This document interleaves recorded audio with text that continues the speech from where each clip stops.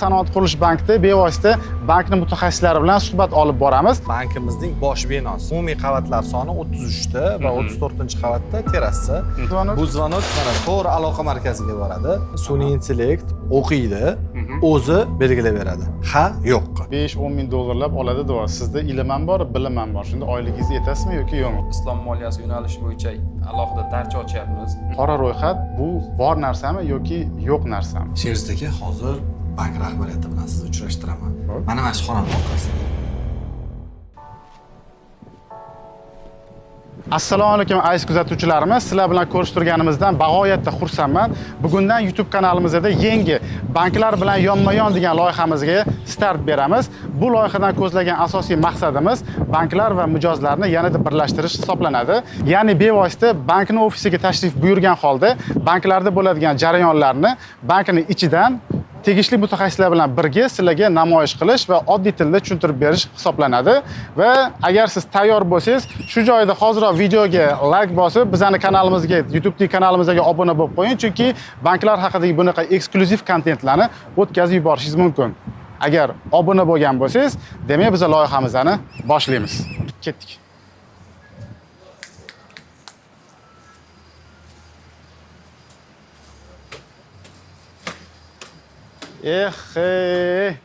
Assalomu alaykum Abdulaziz aka. Siz o'msiz? Rahmat. Yaxshi keldingizmi? Ha, rahmat. Bormisiz? Odam kuttirib yubordingiz-ku. Uzr aka, sal men bu tashkiliy ishlar bilan bo'lib qoldik. Bugun bizani banklar bilan yonma-yon podkastimizning birinchi sonini men bilan birgalikda Sanoat qurilish bank marketing departamenti direktori Abdulaziz aka Majidov olib boradilar. Abdulaziz aka, podkastimizning boshida sizga bizning loyihamizni qo'llab-quvvatlaganingiz uchun va bank rahbariyatiga o'zimizning minnatdorchiligimizni bildirib o'tmoqchi edim. Rahmat katta. Sizlarga ham shunaqa bir vaqt ajratib, banklarga o'zingizlarning faoliyatingizdan sal bo'lsa ham bir boshqacha yondoshib bizga shunaqa taklif berganingiz uchun sizlarga ham katta rahmat. Biz uchun bunaqa takliflar har doim juda ham qiziq. Keyingi loyihalaringizda ham ishtirok etishga tayyormiz. Rahmat. Bu robot agar mumkin bo'lsa, bizani kuzatuvchilarimizga salommi nimadir qilib bersa, Albatta qo'lni ham ko'taradi. qiziq bo'lardi. Qani? Ha, ko'rasiz. Rahmat. O'zi siz bilan so'rashmadi-ku, so'rashib qo'y. Robot aka, assalomu alaykum. Rahmat sizga. Yo'l boshlasin, sekin boshlaymiz unda. Bay bay. Qani, robot aka boshlang yo'lni endi. Bo'ling, vaqtimiz chegaralangan. U yoqqa kirishimiz kerak. Qani ketdik Sherzod aka. Ketdik. Bir bankimiz bilan tanishtiraylik sizni. Yaxshi bo'lardi. Hop, endi Abdulaziz aka, bu qanaqa bino? Shu haqida bir ma'lumot berib o'tsangiz. Hop, bu bino Toshkent City'da joylashgan bankimizning bosh binosi. Umumiy qavatlar soni 33 ta va 34-qavatda terrasa. Keyingi reportajlaringizda xudo xolos terrasamiz tayyor bo'lsa, o'tlarda albatta keyingi boshqa kontentlarni olamiz. Hop, demak, bu kirish yo'limiz bizda mehmonxonamizga kirish yo'li T-City deb nomlanadi. 33 qavatdan 4 qavatda ushbu mehmonxonaga ajratilgan. Demak, 33 etaj общий bizning zdaniyamizda. Bu bosh ofis Sanoat qurilish bankiga. Shunda 4 etaj mehmonxona bo'lsa, 29 etajda bankka tegishli. Yo'q, unaqa emas. 11 etaj bankka tegishli. Jami 33 qavatdan qolgan qavatlari ijaraga beriladi. 4 qavatdan mehmonxona ijaraga olgan, yana qolgan qavatlarini ham ba'zi bir tashkilotlar hozir so'rab turishibdi. Shuni hozir nimasida muhokamasida. Ijara narxlari qanaqa bo'ldi? Endi ijara narxlari o'rtacha hozir endi biz hali aniq bir narx belgilanmagan, lekin 300 mingdan 1 kvadratda boshlanishi reja qilib turilibdi. 25 dollarlar atrofida bo'lsa kerak. Sanoat qurilish banki bosh ofisi adashmasam eng baland bosh ofis hisoblanadi banklarning o'rtasida. Banklar o'rtasida ham va Toshkent City'da Nest One'da faqat u turar joy bo'lgani uchun bu yerda ushbu bino biznes sentr, ya'ni biznes markaz sifatida eng katta binolardan biri hisoblanadi. Endi bu yoni uchun gostinitsa ekan, endi bank tarafiga o'tsak. O'sha yerda suhbatimizni davom ettiramiz. Yo'lni boshlaymi? Qani, robot aka boshlang, qayerga yurishimiz kerak? Bu bankimizning kirish joyi. Hop. Mana asosiy nimalarimiz bizda xodimlarimiz mana shu yo'lakdan kirib kelishadi. Ertalab soat 10 gacha tug'ilgan kun bilan tabriklaymiz. Mana shu ekranlarda tug'ilgan kunlar bilan tabriklaymiz. Kimning tug'ilgan kuni bo'lsa, o'sha nimalar chiqadi. Rasmi chiqadi. Endi hozircha rasm chiqmayapti. Nimagaki aktual rasmlar hammaniki ham bir xil emas. Endi odam ajratish bo'lib qolmasligi uchun faqat ism sharif bilan deylik Sherzod Saydaliyev sizni bugungi tug'ilgan tavallud topgan kuningiz bilan tabriklaymiz. Har bir xodim bo'lsa 20 ta bo'lsa 20 ta, 50 ta bo'lsa 50 ta xodimimizni tug'ilgan kun bilan tabriklaymiz. Endi Abdulaziz aka, bu binoda bosh ofisda nechta xodim ishlaydi? Bosh ofisda 1000 dan ortiq xodim ishlaydi.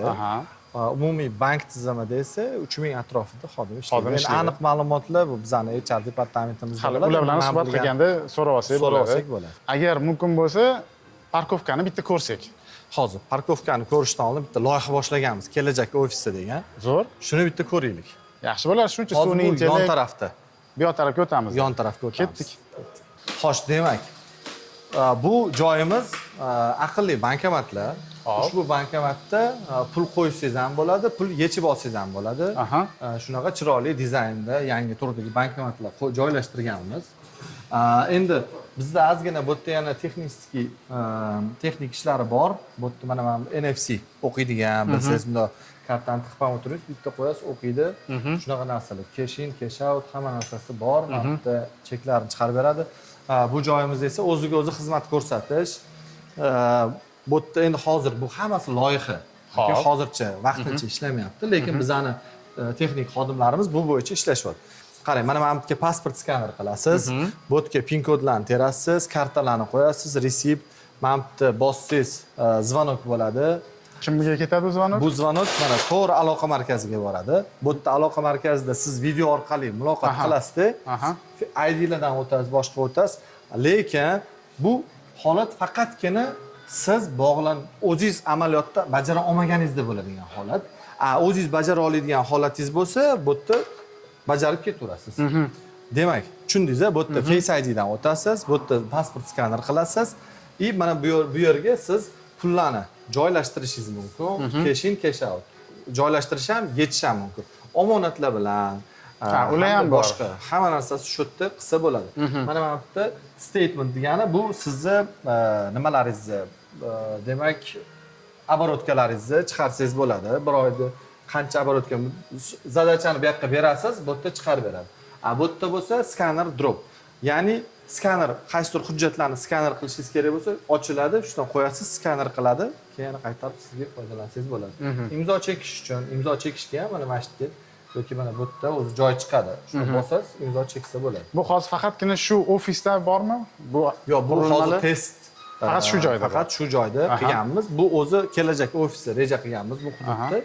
O'ziga o'zi xizmat ko'rsatish bo'ladi. Hozir ko'rasiz, sharoitlar juda ham qulay qilib yaratib qo'yilgan.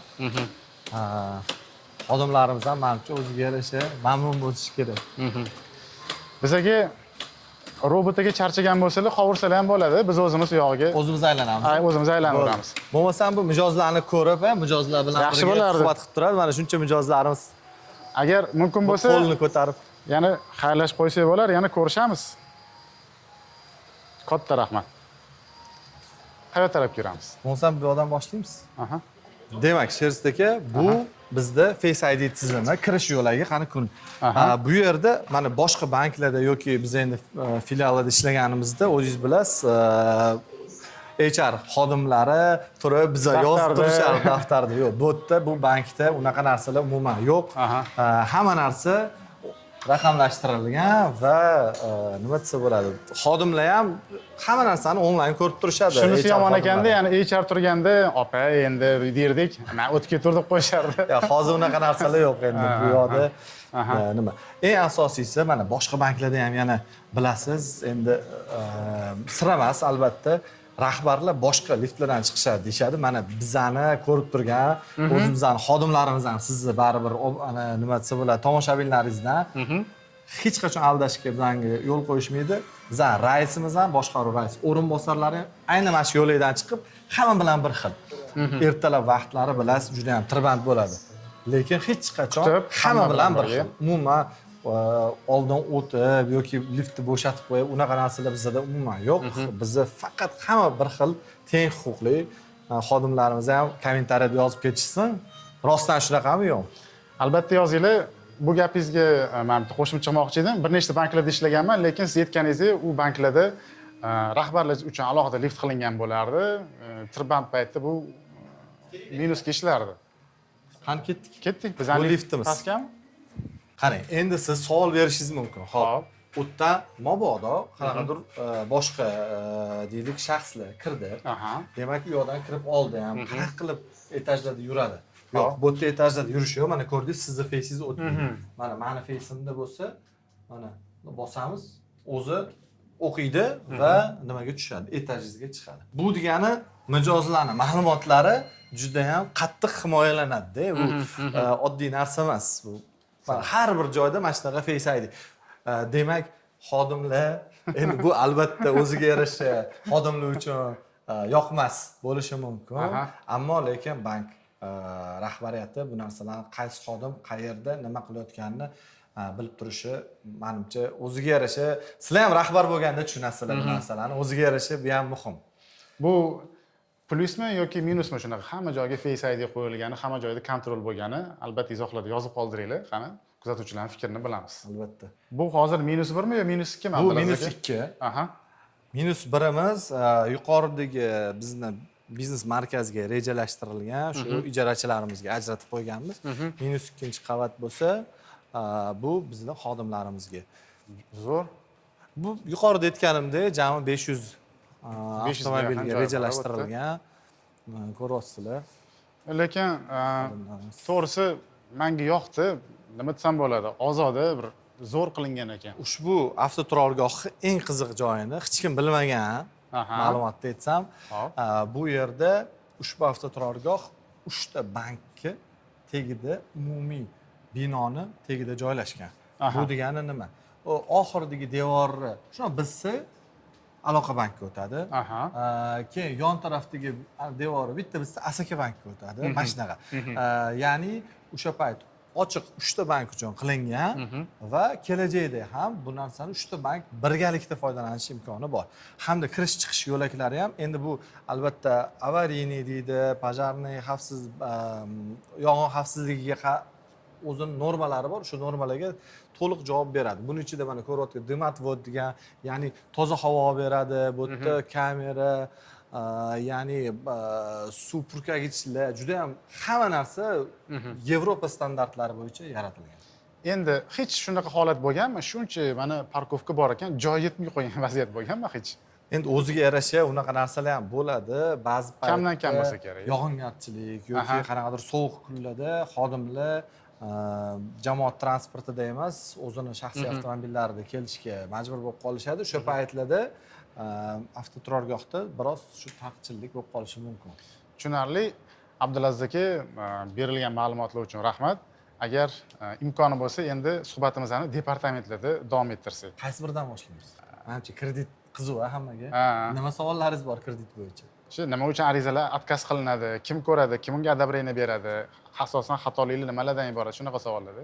Bo'lmasam, underwriter departament direktorining oldiga olib chiqaman sizni. Abdulaziz aka, tomoq qurib ham ketdi, telefon ham o'chib qoldi. Bu narsa ichib oladigan joy bormi ekan bu yerda? Bu yerda eng zo'ri-ku, Toshkent Cityda hamma bu yerda bizani oshxonamizda ovqatlanish xohlashadi-ku. Hozir nechinchi etaj bu? 3-qavatda bizani oshxonamiz, restoranimiz. Bu yerda kofe 24/7 xodimlar mabodo qolib ketishsa ham o'zligi kofe qilib. Bu yoqda bo'lsa vendor apparatlari, hammasini o'zi narxi bor. Endi bu ham albatta mabodo oshxonani ish vaqtiga to'g'ri kelmagan vaqtda bemalol o'ziga o'zi xizmat ko'rsatish. Pul to'lab ovorar ekan. Pul to'lab ovurishadi albatta. Bizning oshxonamiz ham ko'cha narxidan anchagina nisbatan past. Xo'sh. Osh 40 ming so'm ekan. Osh 40 ming so'm. Moshchara 45 ming so'm ekan. Endi hozir bizni soat 4 bo'lgani uchun ko'p ovqatlarimiz va salatlarimiz yetarli emas. Siz ayni 12 da tushsangiz, shuni to'ldirib 3 etaj. 3 etaj. 3 etaj. Ovqatlar 3 etaj turadi nomli. Bu yoqda. Joy yetadimi ishqilib xodimlarga o'tdi? Xodimlarda joy mana 1 etaj to'liq, faqat 1 qavat, 3-qavat to'liq oshxona. O, manzarani qaranglar. Bilasiz, kredit mavzusi qiziq. Ko'pchilik kreditga ariza yuboradi. ko'pchilik отказ oladi yoki tasdig'ini oladi. Endi kuzatuvchilarimizga shu mana Sanoat qurilish bankiga kredit uchun ariza yuborganda, shu arizani kim ko'rib chiqishi, kim ani волшебная knopka deydi-yu, mana отказ bosadigan, mana shu departament bilan bitta suhbat qursak. Unaqa knopka bosib, qanaqadir shaxs qilmaydi. Individualniy kreditlarimiz deydi. Bu narsalarimiz o'rta biznes va korporativ biznes yo'nalishlari bo'yicha bular albatta katta komanda o'rganib, negaki uni riski juda baland, uni odam ko'rmasa, sun'iy intellektga bog'lanib qolish biroz risklarni Unda aynan shu avtomatlashtirilgan, kim shuni avtomatlashtirgan, qanaqa logikalar qo'ygan odamlar bo'lsa, qiziqda baribir. Nima uchun отказ oldim degan savol ko'p bo'ladi-da mijozlar tomonidan. o'zlari javob bersinlar. Xo'p, Abdulaziz aka, nechinchi etaj, qaysi departamentga chiqdik? 8-qavatdamiz. Bu bizani risk, ya'ni compliance, underwriter, shunaqa ko'proq tekshiruvchi departamentlarimiz. Hammani taniysiz, bankda kim ishlaydi, jamiki ishlamasa hamma bilan ishlab chiqqanmiz. Shu yerda 2019 dinozavrlardansiz. 2 yil davomida 2019-2021 yil davomida shu bankda ishlaganman. Unda bosh ofis Aleskida bo'lardi. Tanishtiramiz Sirojiddin aka bilan. Mana. Sirojiddin aka, assalomu alaykum. Mehmon olib keldim. Assalomu alaykum.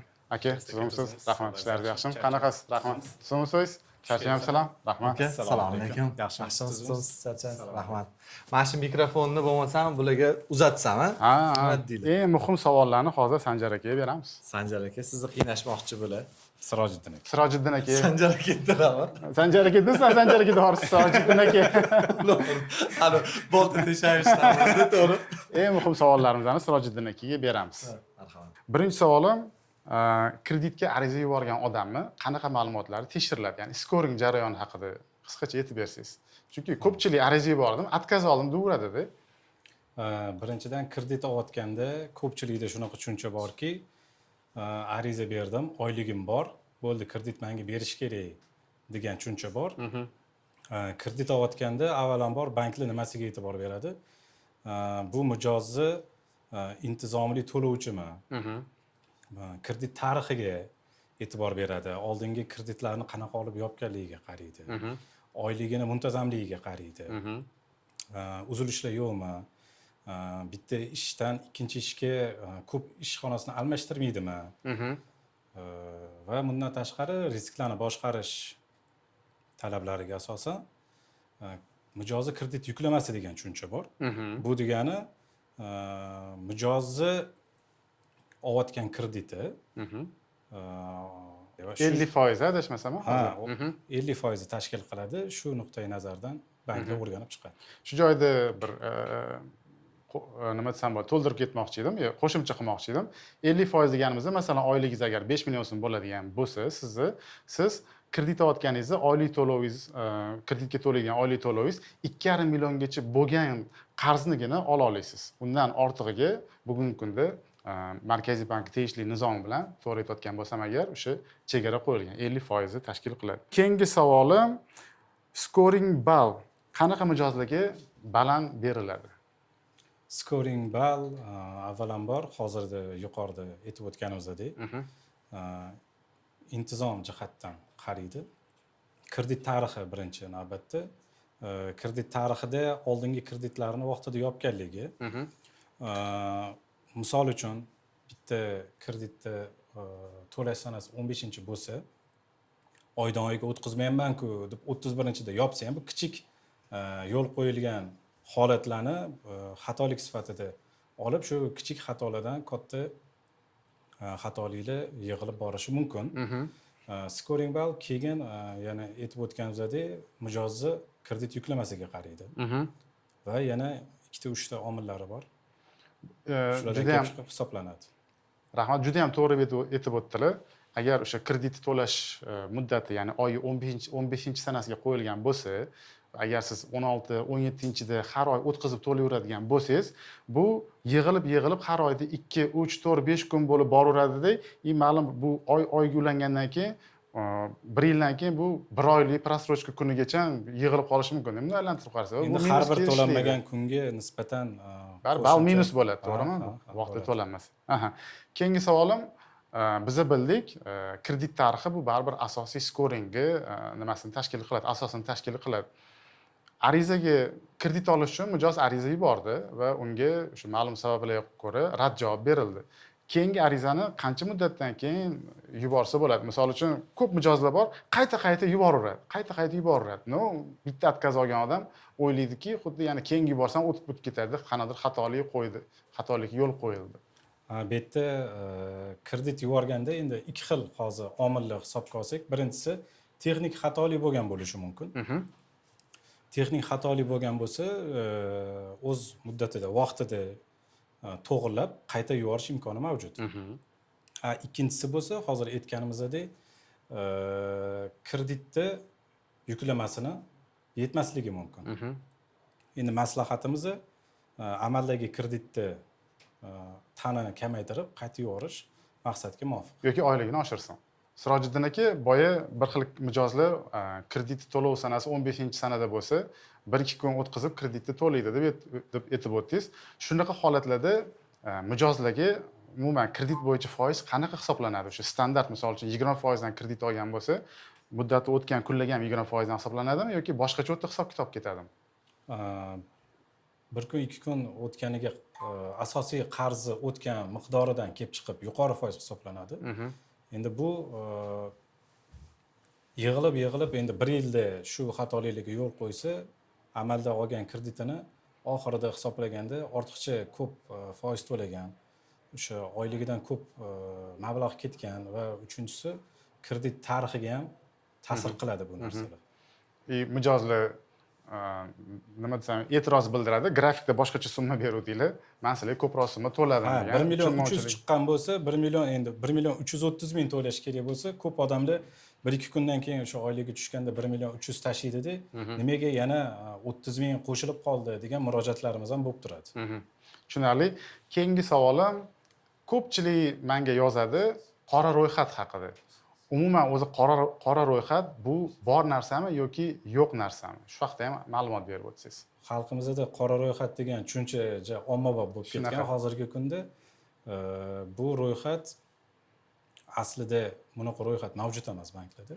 Mavjud emas, eshitib olinglar. Mavjud emas. Bu har bitta mijozni, har bitta insonni o'ziga bog'liq.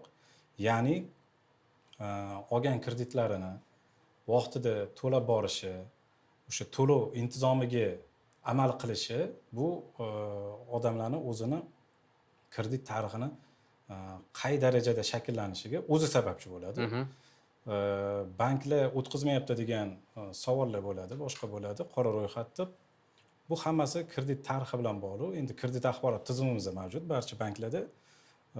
Shu o'zini to'lov intizomidan kelib chiqib shakllanadi shu. Chakana biznes departamentimiz bu yoq. Hozir professional mutaxassislarni oldiga olib kiraman, yuring. Aka, imkoni bo'lsa, o'zingizni tanishtirib olsangiz. Assalomu alaykum, Sherst aka. Men Sanoat qurilish bankda Chakana biznes departamentida aktiv mahsulotlarni rivojlantirish boshqarma boshlig'iman. Ismim Alisher. Bizni bankimizda barcha kredit mahsulotlarini yaratamiz, ishlab chiqamiz va amaliyotga tatbiq etamiz. Juda zo'r ekan, aynan menga kerakli odam ekansiz. Sizga bermoqchi bo'lgan savolim, bugungi kunda bilamiz, ipoteka bozori rivojlanib boryapti va ayniqsa bizda shunaqangi fikr borki, xalqimizda uyga tikilgan bu pul bu investitsiya sifatida hisoblanadi va yana bir xil insonlar bor, ular misol uchun qo'pol bo'lsa ham aytaman, uyga muhtoj odamlar ham bor. Endi ipoteka kreditini ko'pchilik foizini baland, chunki muddati uzun bo'lgani uchun, lekin foizi nisbatan past bo'lgani uchun, lekin ko'p 10 yil davomida, 20 yil davomida to'lab yuboriladi deb aytishadi. Aynan Sanoat qurilish bankda shunaqa ipoteka kreditlarini foizi haqida va boshqa banklarga qaraganda balkim qanaqadir foizi pastroq bo'lishi mumkin yoki boshqa qo'shimcha shartlari bordir. Shu haqida aynan ipoteka kreditlari haqida ma'lumot berib o'tsangiz. To'g'ri, yaxshi savol berdingiz. Hozirgi kunda juda mana shu ipoteka bozorida uy-joyga ehtiyoji bo'lgan fuqarolarni ko'plab bizga ham takliflari, e'tirozlari kelib tushadi. Shundan biz hozirgi kunda birlamchi va ikkilamchi bozor uchun alohida mahsulot yaratganmiz. Ya'niki birlamchi bozor uchun uy-joy sotib olishda fuqarolarga qulay shartlarda, qulay foizlarda va qulay summada va hududga moslab Masalan? yo'lga qo'yganmiz. Bizda misol uchun hozirgi kunda mulk degan mahsulot yaratganmiz. Bugungi kunda birlamchi bozordan uy-joy sotib olish uchun, o'sha Toshkent shahridagi joylashgan uy-joylarni sotib olish uchun, ya'ni birlamchi yakka tartibdagi uy-joy va xonadonlar sotib olish uchun, ya'ni ko'p qavatli uy-joydan sotib olish uchun Toshkent shahrida 1,5 milliard so'mgacha va viloyatlarda 800 million so'mgacha kredit ajratish yo'lga qo'yilgan. Buni endi qulayligi nimada deb so'raydigan bo'lsangiz, Sherzod aka, qulayligi bozordagi boshqa banklar taklif qilayotgan foizlardan bir qancha pastroqni tashkil qiladi. Ya'ni masalan, misol uchun 10 yilga 21 foizdan, 15 yilga 22 foizdan va 20 yilga 24 foizdan ajratyapmiz. Lekin biza nima uchun 24 bozordagi foizlar bilan bir xil-ku deyishingiz mumkin. Biza o'tkazilgan tahlillar natijasida shu narsani aniqladikki, qisqa muddatga olingan ipoteka kreditlar mijozlar uchun oylik to'lovi qulay bo'lib tushadi. Ya'niki boshqa banklarda 25-26 foizdan 20 yilga olgandan bizada 10-15 yilga pastroq foizda olgan oylik to'lovlari o'sha kredit foiz oylik to'lovlari bilan bir xil tushadi. Shu nuqtai nazardan bizda bankda bu hozirgi kunda qulay shartlardagi ipoteka mahsuloti bo'lib turibdi. Va bozorga bu narsa juda ham tez qabul qilindi, yaxshi qabul qilindi va hozirgi kunda mana 2 oy davomida sotishni boshladik. Juda ham ko'rsatkichlar yaxshi. Xo'p, boshlang'ich to'lovsiz rasmiylashtirish mumkin bo'lgan ipoteka kreditlari bormi? Boshlang'ich to'lovsiz ipoteka kreditlarini hozirgi kunda biza o'zimizda bankda islom moliyasi yo'nalishi bo'yicha alohida darcha ochyapmiz va bu bo'yicha alohida ishlar olib borilyapti. Yaqin yil oxiriga qadar bu narsa уже xudo xolasa yo'lga qo'yilsa, barcha ommaviy axborot vositalarida ham e'lon qilinadi. Bu haqiqatda juda yaxshi ko'rsatkich bo'ladi. O'shanda biza boshlang'ich to'lovsiz mijozlarga qulay bo'lgan, o'sha o'ziga qulay bo'lgan muddatlar davomida bo'lib to'lash imkoniyatini yaratamiz. Demak, bu mahsulotni amaliyotga joriy qilishga ozgina vaqt qoldi. Hozir ishlar olib borilmoqda. Demak, taklif kutib qolamiz. Agar shu mahsulot amaliyotga joriy qilinsa, bu haqda alohida bir demak kontent yaratishga arzigulik mahsulot deb o'ylayman. Agar islom tamoyillari asosida yaratilayotgan bo'lsa. Xo'p, endi ko'pchilik savol beradi, kotlovan paytida xonadonni xarid qilish uchun ipoteka kreditlari bormi degan. Shu haqida ham ma'lumot bersangiz, Sanoat qurilish bankida bormi shunaqa kredit? Sherzod aka, bu bizda amalga oshirilgan. O'zingiz bilasiz, o'sha kotlovan paytida uylarning narxi arzon bo'ladi. Har bir qavat qurilgan sari uylarning narxi oshib boradi. Bu fuqarolarga ozgina noqulaylik tug'diradi. Shu uchun qurilish paytida sotib olishni afzal ko'radi. Biza hozirgi kunda Toshkent shahrini yangi qurilayotgan, ya'ni Yangi Toshkent, Yuqori Chirchiqdagi Yangi Toshkent hududida qurilayotgan Sharq bahor loyihasi doirasida qurilish paytida ulush kiritish asosida fuqarolarga uy-joy sotib olishda imkoniyatni yaratganmiz. 800 million so'mgacha 18% dan va 20% boshlang'ich to'lov bilan imkoniyatni yaratganmiz. Va bundan tashqari Toshkent shahri va respublikaning boshqa hududlarida ham qurilish paytida ulush kiritish asosida ko'p qavatli uy-joylarni sotib olishni yo'lga qo'yganmiz. Bunda o'sha qurilish tashkilotlari bilan hamkorlik asosida amalga oshiramiz. Ya'niki o'sha qurilish tashkilotlari yoki biza yoki ular bizga hamkorlik bo'yicha taklif bilan chiqishadi va ularni o'rtada hamkorlik to'g'ri kelgan hamkorlik amalga oshirgan holatlarda mana shu kreditlarni loyihalashtirishimiz, moliyalashtirishimiz mumkin hisoblanadi. Alisher aka, berib o'tgan hamma ma'lumotlar uchun sizga rahmat, ishlaringizga rivoj tilab qolamiz. Rahmat. Rahmat Sherzod aka. Ishlaringizga Xo'p, sog' bo'ling. Abdulaziz aka, har doim shu marketologlarning xonasi qanaqa ekanini o'ylayman, qiziqardim. Mana siz xonangizga keldim. Bu oyoq qo'yishga joy qolmabdi. Buncha nagradalar ko'p. Bular nima?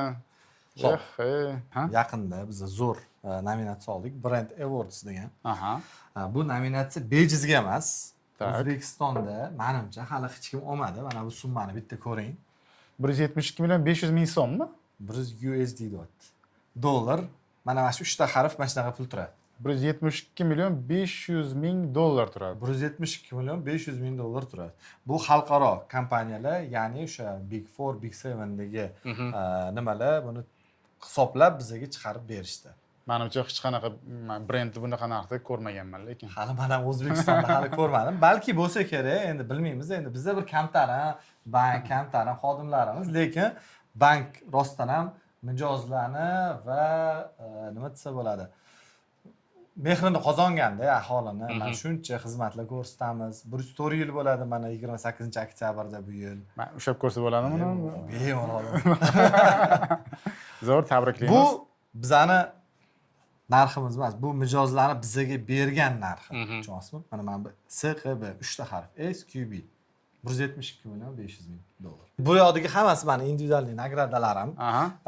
Bunisi menga juda ham qadrlilardan bittasi, ya'ni 2025-yil yakuni bo'yicha marketing, O'zbekiston marketing uyushmasi tomonidan top 35 ta marketologlar qatoriga kirganim.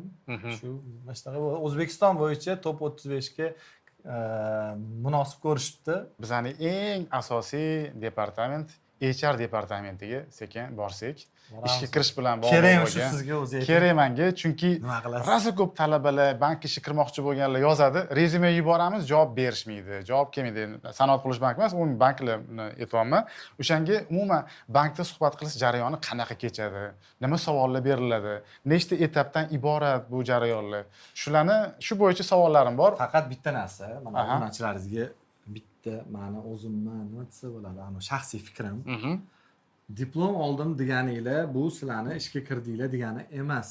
Biliminglarni oshiringlar, sizlar ko'proq kitob o'qinglar, ko'proq qo'shimcha kurslarga boringlar. To'g'ri, universitet, institut bilimlari muhim, diplomi muhim qaysidir ma'noda. Lekin bilim undan-da yuqoriroq. Shunaqa nimalar borki, bozorda xodimlar borki, 5 ming, 10 ming dollar oylik oladi, lekin o'qimagan. Bu degani o'qimagan degani o'qimagan degani emas. Bu bilimi bor xodimlar. Ular to'g'ri diplomi bo'lmasa ham, lekin bilimi bor. Shuning uchun talabalar yoki yoshlar o'zingizlar uchun unutmanglar. Bilim har doim kerak. Bilim hamma narsani yechimi. Bani endi yoshlar ko'p menga ham savol berishadi, birga yurganimda endi mana bunaqa deyishadi. Men gamburger ochmoqchiman, biznes qilmoqchiman, o'qib nima qilaman deydi. Lekin moliyaviy savodxonlik degan narsa bor-da. Gamburger ochganingizda ham prosta shunday borib siz gamburger ochib keta olmaysiz. Atrofingizdagi konkurentlaringizni hisoblashingiz kerak, bozorni o'rganishingiz kerak. Har bitta mahsulot tan narxini chiqara olishingiz kerak, u tan narxini pasaytirishni o'ylashingiz kerak, qanaqa qilib sotuvni oshirish bo'yicha o'ylashingiz kerak. Bu hammasi bilim-ku, to'g'ri. U nima desa bo'ladi? Men biznes qilaman, men olib sotaman desa, u traditsion metod bir 20 yil oldin ishlaganda. To'g'ri. Hozir unaqa yurmaydi. Endi ilmi bor, bilimi borlar 5-10 ming dollarlab oladi deb. Sizda ilm ham bor, bilim ham bor. Shunda oyligingizni yetasizmi yoki yo'q? Oyligimni aytolmayman. Sir bo'lib Oyligim qolar el qatori. Bo'ldi, HR ga boramizmi? Ketdik bo'lmasa. Ketdik. Xo'p, vaqt ajratganingiz uchun rahmat. Bir ikkita savollarimiz bor edi. Obunachilarimiz tomonidan juda ham ayniqsa bankka ishga kirish bo'yicha, rezyume to'ldirish bo'yicha, bankda suhbat jarayoni qanaqa o'tishi bo'yicha juda ham ko'plab murojaatlar, savollar keladi va hozir aynan shu jarayonda ishtirok etadigan mutaxassis sifatida shu yo'nalishni nima desam bo'ladi, nazorat qiluvchi rahbar sifatida bir ikkita savollarimizga javob bersangiz xursand bo'lardik. Birinchi savolim, ko'plab murojaatlar keladi, rezyume yuborsak bizga banklar tomonidan javob berilmaydi deb aytadi. Bu asosan nimalar bilan bog'liqligi haqida ma'lumot berib o'tsangiz. Masalan, rezyume noto'g'ri to'ldirilgan bo'lishi mumkinmi yoki u yerda kontaktning ma'lumotlari bo'lmaydimi yoki bu nomzod yuborgan rezyume aynan qaysi kandidatura uchun yuborilganligi noma'lum bo'ladimi? Qanaqa faktorlar bo'lishi mumkin? Rezyumelarda masalan noto'g'ri jo'natgan bo'lishi ham mumkin, lekin rezyumelarda bizga saytlarimizga tashlashganda aslida biz undan oldin bizga kerakli bo'lgan xodimlarni e'lonini beramiz. E'lon chiqqandan keyin ularda e'lonlarda batafsil biz hamma jarayonda yozib chiqamiz. Qayerga tashlash kerak, nima to'g'risida bo'lish kerak, qaysi yo'nalishda bizga mutaxassis vakant joy bor, shu joyga olinadigan xodimlar bo'yicha biz ma'lumot beramiz. Ular masalan o'zini kandidaturasini bergandan keyin ular komissiyaga beriladi. Komissiya har bir jarayonni ko'rib chiqadi, to'g'ri keladimi, yo'qmi. Keyin o'sha nima bilan, mutaxassis bilan bizda anaqa rekruter nimalari bor, xodimlari bor. Ular bog'lanadi. Agar ilojisi bo'lsa, uni bankka chaqiramiz. Agarda kela olmasligi iloji bo'lmasa, unda Zoom orqali ham suhbat qilamiz. Endi rezyumelar bizga ko'p keladi. Asosan biz mana shu zakaz bo'yicha bergan rezyumelarni ko'rib chiqamiz. Iloji boricha har bir rezyumeni ko'rib chiqishga, o'rganishga harakat qilamiz. Biz masalan sizni obunachilarga men taklif berardimki, rezyumelar berishdan to'xtashmasin, iloji boricha ijobiy hal qilishga harakat qilamiz, ijobiy ko'rib chiqishga harakat qilamiz. Nima deydi? Ko'proq biz endi shu zakazchik bergan talablariga qarab rezyumelarni ko'rib chiqib javob beramiz. Shunaqa holatlar bo'lishi mumkinmi? Masalan, pochtaga ko'plab rezyumelar kelganda ko'rmasdan o'tkazib yuboriladigan misol uchun holatlar bo'lishi mumkinmi? Masalan, rezyumeni ham men o'qiganimda nomlanishiga ham alohida e'tibor beriladi. Misol uchun nomzod Saidaliyev Sherzod palon yo'nalish uchun rezyume yuborildi. Masalan, faylning nomi ham shunga rol o'ynashi mumkin. Kimdir 3 ta nuqta qo'yib yuborishi mumkin. Kimdir mani umuman g'alati Microsoft Word degan nom bilan yuborishi mumkin. Ular endi menimcha qanaqadir xatolik bo'lsa kerak deb o'ylayman-da bu jarayonlarda ham. To'g'ri aytasiz. Rezyumeni to'ldirishda ham juda ham anaqa e'tiborli bo'lish kerak, to'g'ri to'ldirish kerak. Haqiqatan ham rezyumeni обработка qilganda ba'zida avtomat bilan обработка qilinadi. Основной mana bu rezyumeni to'ldirgandan keyin masalan qaysi vakansiyaga, qaysi yo'nalishga yoki masalan qaysi yo'nalishda ishlamoqchi bo'lgan, nima qiziqadi, shu joylarini to'g'ri to'ldirsa, to bizda bizning xodimlarimiz bu rezyumelarga tezroq e'tibor berib, uni tezroq ko'rib chiqishadi. Xavotir opa, eng oxirgi savol ko'pchilik uchun qiziq bo'lgan oylik masalasi. Mayli summasini aytish shart emas, shunchaki bankda eng ko'p oylik qaysi yo'nalishlarda? Filiallarda deymizmi? Filialda bo'lsa va головнойda bo'lsa. Bu filialda ham, головнойda ham olganda, bosh bankda ham olganda bu biznes yo'nalishida ishlaydigan xodimlardagina oyligi ko'proq bo'ladi, chunki KPI baland bo'lishi mumkin shunga qarab oyligini ko'proq olishlari mumkin. Ko'rsatgan natijalariga qarab o'zgaradi. Sotuvdan kelib chiqib, planni bajarishdan kelib KPI natijalariga ko'rib. IT 110% bo'lsa, bizanikida, misol uchun o'rtacha 110% dan KPI'miz yuqori chiqa olmaydi. Avvalda qancha natija ko'rsatsa, hozir yuqorida ham aytganimdek, shunaqa sotuvchilarimiz bor filialda, anchagina bizda mana bunaqa narsa, rahbariyat bir ma'lum bir nuqtada to'xtaydi. Bo'ldi. Lekin xodimlar undan ham ko'p olishi mumkin. Ularda anaqa yo'q, parok yo'q. Parok yo'q. Mana qancha ko'p sotsa, shuncha ko'p oladi. O'zini foydasiga kerak. Shu qatorida IT texnologiyalari, sun'iy intellekt, ular ham bunaqa mutaxassislar kerak, chunki hamma hozir jarayonlar avtomatizatsiya bo'lyapti. Anaqa bizga IT texnologiya, sun'iy intellekt juda ham kerak. Shu mutaxassislar ham oyliklarini yaxshi olishi mumkin. Aziz kuzatuvchilarimiz, mana sizlarga bugun juda ham ko'p insightlar berildi.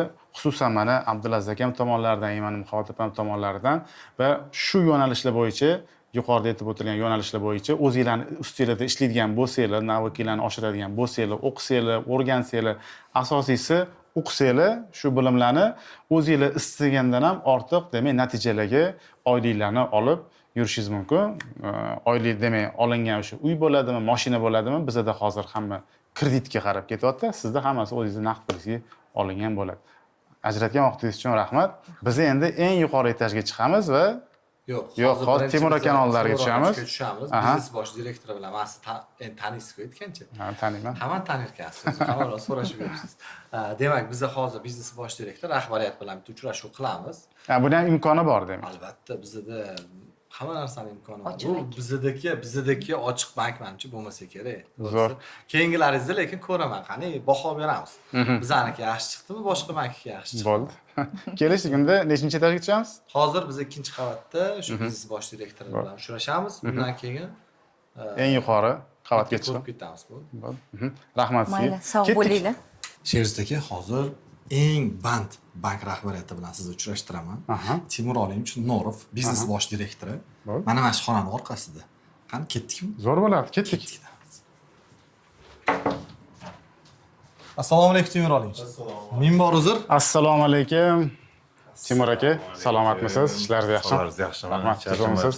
Rahmat. Ishlaringiz yaxshimi? Rahmat. Sog'liq 5 minut vaqtingizni olamiz agar mayli desangiz. Shuna mashinani taqib olamiz. Endi to'g'ri ogohlantirgandek sizni bugun kelishlari bo'yicha Sherst akani Borlaringizga shukr. Borlaringizga shukr. Bitta yangi loyiha qilyapti Abdulaziz aka bilan Sanoat qurilish bank haqida bitta YouTube kanalimizga video kontent topdik. Shunga bank haqida bir ikkita savollarim bor edi. Ajoyib bo'ldi. Agar Biz mumkin tayyormiz. qanaqa qilamiz? O'tirgan holda gaplashamizmi Sherst aka? Yo'q, mana shu holatda. Endi bu Timur olinch vaqtlari sal bo'lsa ham mana ja ko'p emasda. Agar qanaqa desangiz shunaqa qilib formatda qilamiz. Shu joyda men savollarni berib qolaman. Bo'ldi. Rahmat. Biz tayyor.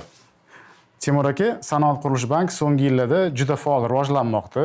Sizningcha bankni bugungi kunda eng katta ustunligi nimada? Sherzdagi bankning eng katta ustunligi baribir birinchi o'rinda людской resurs deydi. Baribir komandada. Komanda qanchalik darajada kuchli bo'ladigan bo'lsa agar o'shanga qarab turib baribir inisiativalar chiqadi, gipotezalar chiqadi, ideyaga o'tkazadi, keyin o'sha narsani realizatsiyasi bo'ladi. Bu birinchisi shu deb o'ylayman. Ikkinchisi biz endi baribir raqamlashtirishga qattiq e'tibor beryapmiz. Raqamlashtirish bo'yicha ham juda ko'p oldimizga endi o'zgarishlar qo'yib qo'yganmiz. O'sha narsalarni hammasini bugungi kunda umuman real hayotga ko'chayotganligi deb o'ylayman. Biz o'sha narsani ko'rsatib bera olamiz deb o'ylayman. Shu meni endi o'zim fikrim. Hisoblab aytadigan bo'lsam. Rahmat, javobingiz uchun. Keyingisi Sanoat qurilish bank hozir ko'proq qaysi segment bilan ishlashni ustuvor deb biladi? Yirik biznes, kichik biznes yoki jismoniy shaxslar? Endi biza tarixan korporativ bank sanalganmiz, lekin hozir bugungi kundagi tendensiya, masalan, o'zi privatizatsiyaga qarab ketayotganligimizni inobatga olgan holda, bizada bugungi kunda baribir bozor mexanizmlarini ustuvor ekanligini bilgan holda baribir birinchi o'rinda o'sha kichik va o'rta biznes segmenti yuridik shaxslar bo'yicha olib qaraydigan bo'lsak agar jismoniy shaxslar bo'ladigan bo'lsa hammaniki chakana biznes. O'sha tomonga qarab o'zimizni endi asosiy strategiyamizni belgilab olganmiz. Shuni ham endi o'zimiz vazolat qilamiz, xudo xolasa nasib bo'lsa agar. Zo'r. Rahmat javobingiz uchun. Keyingi savolim, Sanoat qurilish bank kelgusi 3-5 yil ichida qaysi yo'nalishlarga eng katta e'tibor qaratmoqchi? Endi men hozir aytayotgan narsam yangilik bo'lmasligi mumkin Sherst aka, lekin asosiy baribir yo'nalish tanlagan narsamiz bu digitalizatsiya, ya'ni raqamlashtirishga katta e'tibor beryapmiz. Bugungi kunda hech kimga sir emas, hamma sun'iy intellekt degan narsalar chiqib ketyapti. Shu sun'iy intellektni kollaboratsiya qilish orqali raqamlashtirishni kuchaytirish, ya'ni mijozlarga o'sha operatsion samaradorligini oshirish, mijozlarga ko'proq digital xizmatlarni ko'rsatish, onlayn xizmatlarni ko'rsatish.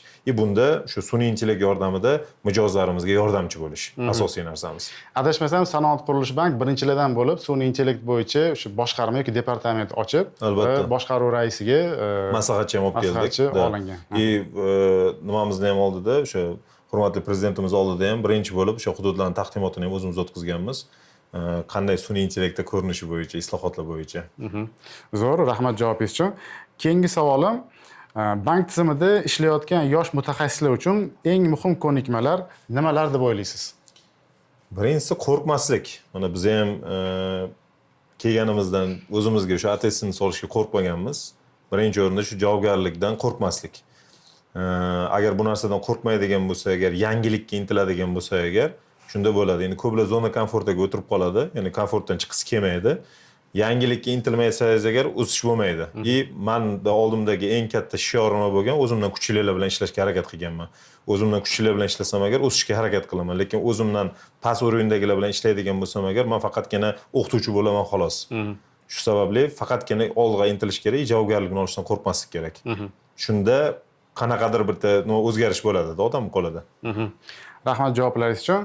Shu joyda bitta narsani aytib ketmoqchiman. Biz Timur aka bilan institutda birga o'qiganmiz, kursdosh bo'lganmiz va Timur aka 15 yildan beri bank tizimida ishlab keladilar va hozirda mana oddiy mutaxassislikdan boshlab rahbar lavozimigacha ko'tarilgan inson hisoblanadilar va shu joyda shaxsan men uchun qiziq bo'lgan savol bor. Bankda endi ish boshlamoqchi bo'lgan talabalar uchun, yosh mutaxassislar uchun, endi ishga kirgan mutaxassislar uchun sizni o'zingizni shaxsiy muvaffaqiyat formulangiz nimalardan iborat? Shu haqida aytib bersangiz. Endi yashirish emas, men ham talaba bo'lgan paytimda juda erinchoq bo'lganman. Kitob o'qishga uncha mehr bo'lmagan, lekin hayot majburlaydi deb ayta olmayman. Odam o'ziga intilish bo'ladigan bo'lsa, agar ko'proq kitob o'qidim, o'sha narsani sinashga harakat qildim. Kitob o'qish boshqa, o'qish boshqa. Uni sinab ko'rmasangiz agar baribir o'zgarish bo'lmaydi. Bu bir. Ikkinchisi, o'tgan paytida boya aytganimdek, o'zimdan kuchlilarni oldida borib o'rganishga harakat qildim. Endi hozir ko'p odamlarda uyalchanglik ko'payib ketib qolgan. Ya'ni so'rasam mana sal nima deb o'ylaydi deb muammosi bo'lib qolgan bo'lishi mumkin, lekin so'rashdan qo'rqmaslik kerak. So'rash kerak, o'rganish kerak, ichini o'shani mutaxassisi bo'lish kerak. Ko'p narsani fokus qilib bo'lmaydi. Bitta fokusni olib turib, bitta sohani mutaxassisi bo'lib turib, keyin ikkinchi sohaga o'tsa bo'ladi. Qachonki men bo'ldi bu sohani mutaxassisiman deb qabul qilgandan keyin. Lekin hozir hamma narsani qilib to'g'ri, bu zamon ham shu narsani talab qilyapti. Masalan, sun'iy idrok shunaqa darajada kuchayib ketdiki, bir vaqtlar IT'shnikning o'rnini bosadi yoki biznes analitikning o'rnini kimdir bosadi yoki umuman kod yozishni kimdir o'zi bosadi degan narsa yo'q edi. Mana biz ham hozir bugungi kunda o'zimiz IT bo'yicha navikalarimiz bo'lmasa ham agar o'tirib turib o'zimiz kod yozish boshladik. O'zimiz qanaqadir tizim ko'tarish boshladik. O'sha uchun ham hozir imkoniyat juda ko'p. Biz paytimizda yo'q edi, Sherzod aka, o'zingizdan bilasiz bu narsani.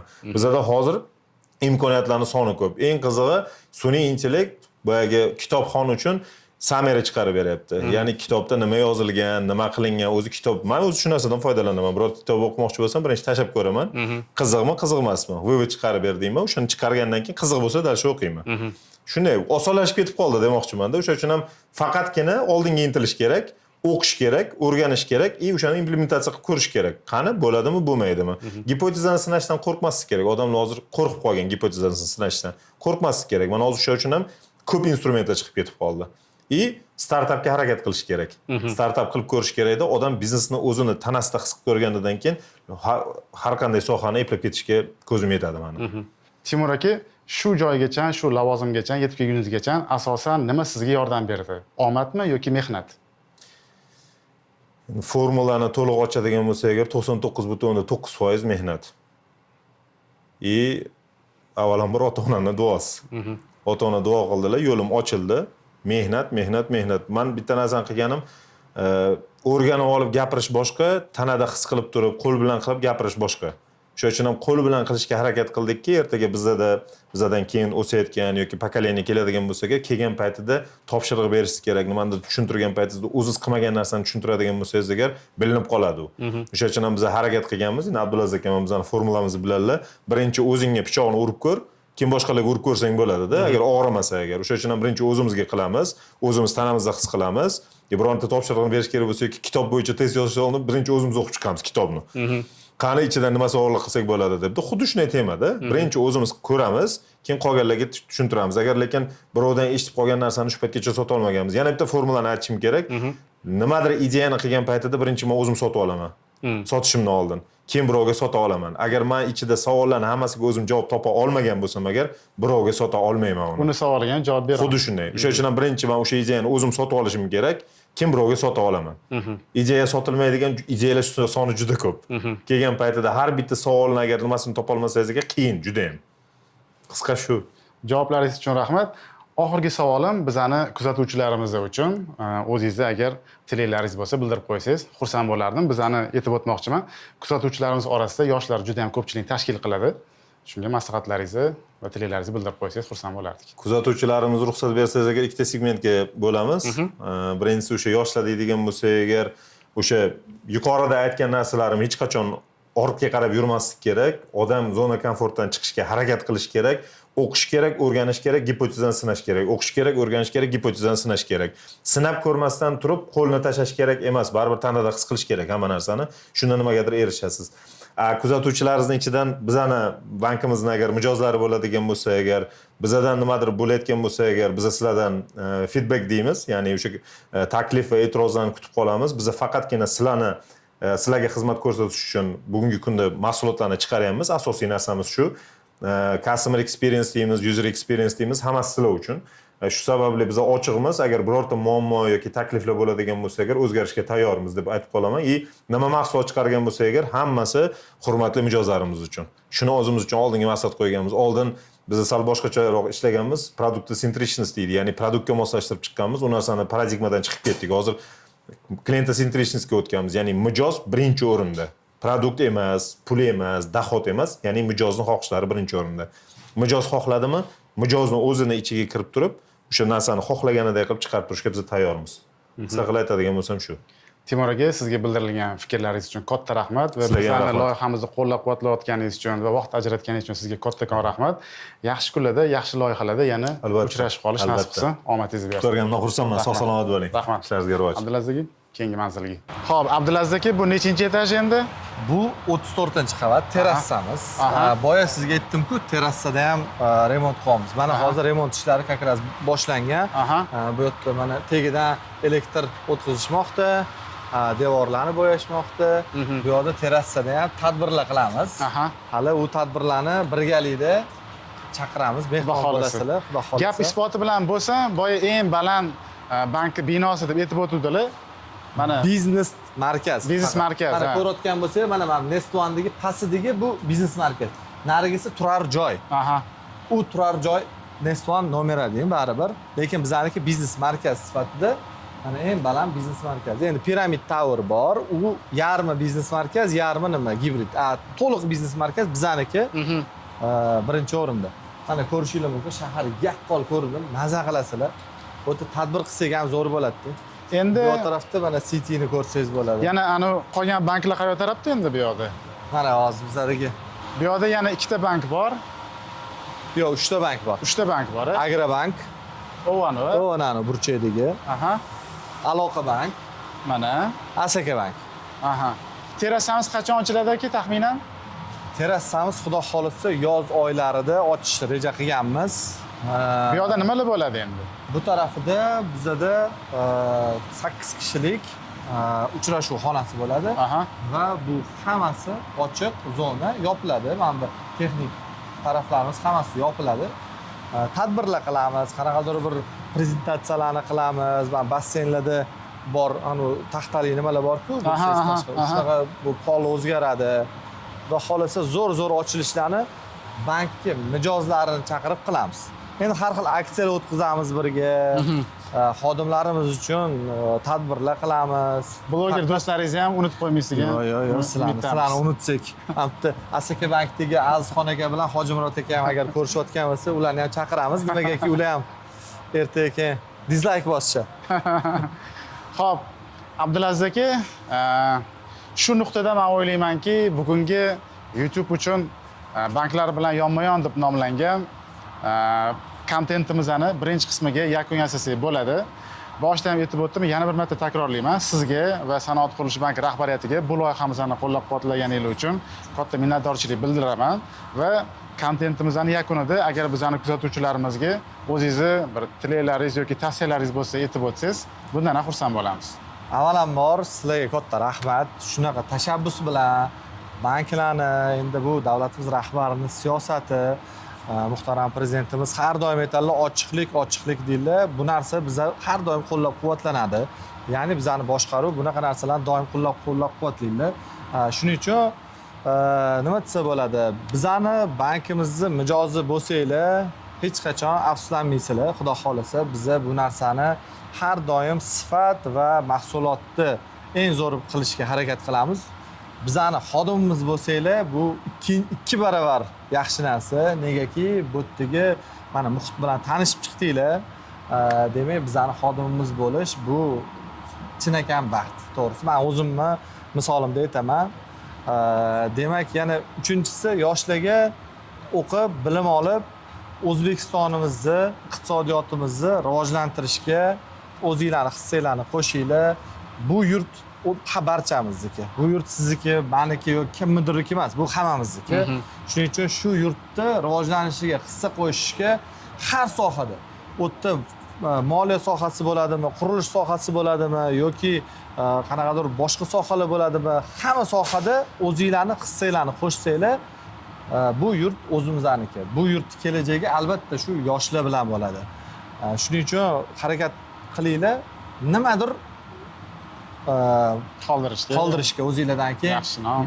yoshinglar o'tgandan keyin nimadir eslashga bo'lish kerak-da. Mana shunaqa yaxshi ishlar qilganman degan. Aka, rahmat bildirib o'tilgan tilaklaringiz uchun. Shu joyda kuzatuvchilarimizga men murojaat qilmoqchi edim.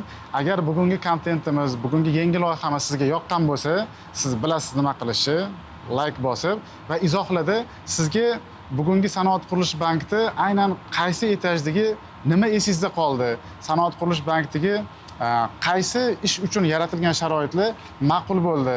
Shular haqidagi fikringlarni yozib qoldirsanglar, bu bizga juda ham qiziq bo'lgan bo'lardi. Menimcha Abdulaziz akamga qiziq bo'lgan bo'lardi bu joyi va bu loyihamizni qo'llab-quvvatlash niyatingiz bo'lsa, izohlarda yana yozib qoldiring. Keyingi safar qaysi bankka shunaqa ichidan biznes jarayonlarini, kredit jarayonlarini, suhbat jarayonlarini va yana qaysi yo'nalish sizga qiziq, shu yo'nalishlarni olib chiqishimizni xohlagan bo'lardingiz.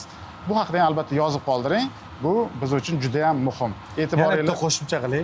Shu e'tiboringlar degan joyingizda. e'tiboringlar pauza, Qaranglar. Sanoat qurilish banki siz faqat bitta dona joyini ko'rdingiz, ya'ni bosh ofisini ko'rdingiz. Bizani Oloy bozorining yonida bosh ofisimiz bor. Amir Temur maydonida premium ofisimiz bor. Islom sivilizatsiyasi markazida bizani o'quv markazlarimiz bor. Agar qiziq bo'lsa, bularni ham izohda qoldiringlar, balki keyingi qancha ko'p izoh bo'lsa, ikkinchi qismi bo'ladi. ikkinchi qismi bo'ladi Sanoat qurilish banki. Nima deydi? Bo'ladimi shunaqa qilsak? Bo'ladi. Sizlarni podдержкanglar bizga juda ham qiziq. E'tiboringlar uchun rahmat. Salomat bo'linglar. Salomat bo'linglar.